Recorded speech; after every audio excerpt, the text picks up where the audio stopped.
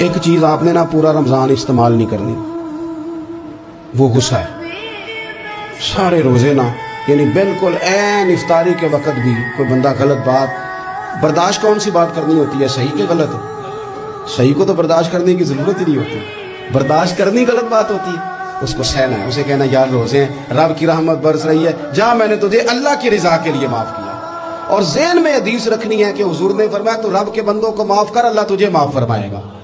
رمضان شریف میں اور سعادت کے ساتھ اور پیار کے ساتھ، اور غیبت نہیں کرنی کسی کی بھی، کسی ادارے کی نہیں، کسی بندے کی نہیں، غیبت نہیں کرنی۔ آپ کو حدیث میں ملے گا کہ نبی پاک علیہ السلام نے کچھ بیویوں سے کہا تھا کہ تم نے تو روزہ توڑ دیا ہے اور تم نے حلال کے ساتھ رکھا تھا، حرام کے ساتھ توڑ دیا۔ یا رسول اللہ کس طرح؟ فرمایا غیبت نہیں کی تم نے، مردہ بھائی کا گوشت نہیں کھایا۔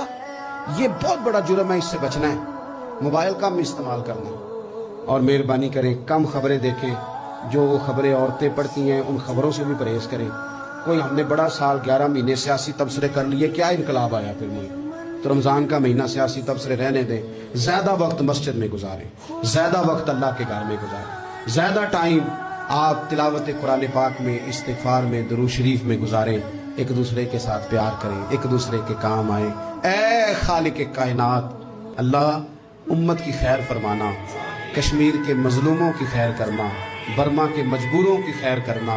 پاکستان تیرے نبی پاک علیہ السلام کے نام پر، کلمے کے نام پر بنایا گیا وطن ہے، اللہ اس میں دین کا جھنڈا نافذ فرما دے، اس وطن عزیز کو قیامت کی صبح تک قائم فرمانا، اور اللہ ہم سب کو بھائی چارے سے، پیار سے، محبت سے، ایک دوسرے کے احساس میں زندہ رکھنا۔ اس ماہ مقدس میں تو جن لوگوں کو معاف کرے گا ہم سب کے نام بھی اس میں شامل فرما۔